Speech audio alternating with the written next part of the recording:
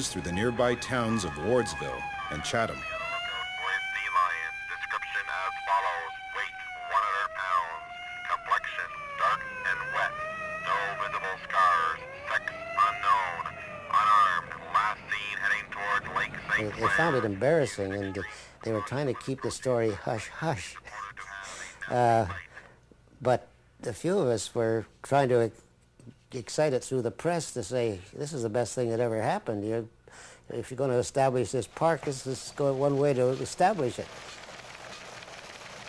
Still unaware that the animal was called Cyril, the local newspaper groped for a name. London Free Press owner Walter Blackburn encouraged reporters to call the sea lion Slippery. Staff cartoonist Merle Tingley had a field day on the paper's editorial pages. He would be called Slippery, Cyril, Cyril the Slippery Seal, Sinbad, Zaley, Slippery Sam, Slithery, Cal-Zel, and Zalaphus. Media outlets in Ontario and outside Canada picked up the story. The incident even made the pages of a newspaper in Greece. 2 days after his escape, Slippery was spotted at the mouth of the Thames River, heading into Lake St. Clair. The next day, he was seen dodging boat traffic in the Detroit River. As he made his way to Lake Erie, he was forced to swim through badly polluted water and fight off attacks by lamprey eels that destroyed his coat. 3 days after the escape, the PUC gave up. Officials ordered a replacement sea lion from California. But the Free Press wouldn't let the story go. The paper offered a $200 reward for Slippery's capture. By the end of the day, the Ontario Provincial Police, the U.S. Coast Guard, county police departments, and fishermen were on the lookout. But where Slippery could be, or where he was heading, was anyone's guess.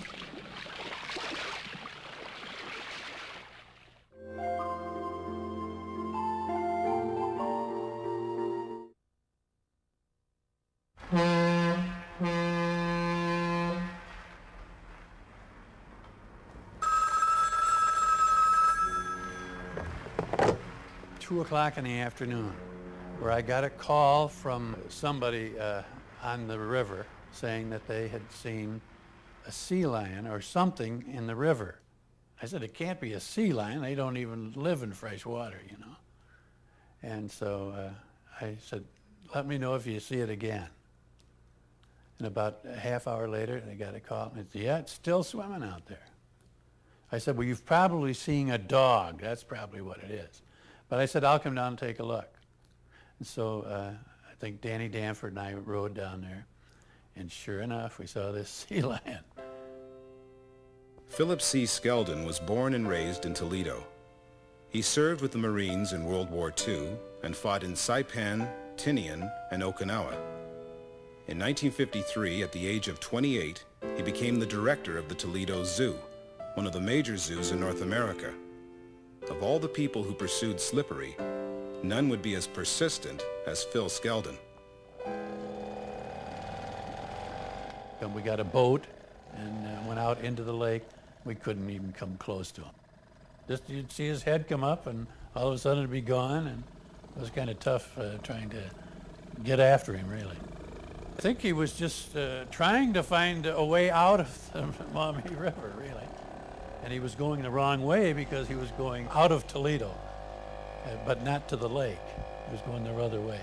He was going south instead of going north. Slippery eluded the patrol boat and headed out of Toledo through the Maumee River. He may have traveled as far as Fort Wayne, Indiana. When the Maumee petered out, he returned to Lake Erie. The next day, Slippery was spotted near Marblehead, frolicking in the water and catching fish. On Sunday, June 22nd, Skeldon picked up the trail when the sea lion headed east towards Cleveland. Early Monday morning, he was seen off Catawba Point near the mouth of the Portage River. The other thing that amazes me about his trek is if you chart it, he couldn't have done a better job stuck in the middle of this ghastly continent of trying to get back to Northern California. He ended up in the Maumee River, which runs through Ohio and peters out into Indiana. So he had the right idea, but none of the waterways on this dammed continent would cooperate with him, at which point he had to come back. If Slippery was trying to get back to California, the odds were against him. The only way home was to swim into Lake Ontario, head out through the St. Lawrence River into the Atlantic, shoot south towards the Caribbean, and then enter the Pacific through the Panama Canal. But before he did all that, he would have to swim down the Niagara River. He won't make the falls if he hits it. He'll be a dead duck. Edward Rayfelt, Chief of Niagara Parks Police. 1 week after his escape, Slippery was spotted in the Portage River at Port Clinton, 35 miles east of Toledo. He was heading nowhere in particular.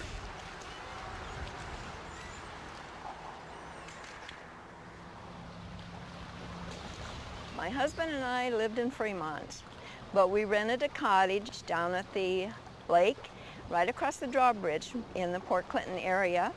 That evening, we went to bed early with the children, and all of a sudden we heard the weirdest barking sound, and it didn't sound like a dog, and I said to Dick, "What is that?" And he says, "Well, it sounds like a seal to me, but where would a seal be doing in Lake Erie?" And so we did look out at the pile of rocks. We saw something, but we wasn't sure what it was, and we really thought it was our imagination. So we went back in bed with the kids and went to sleep. I don't know what it was barking at. It just sounded like it was barking like, where am I going? Where have I been? I'm lost and I can't find my way. It was forlorn. It was just like, it wasn't being at the moon. It was just barking. That's all I can tell you. The next day, rumors spread that a local sheriff had staked out the banks of the Portage River, lasso in hand,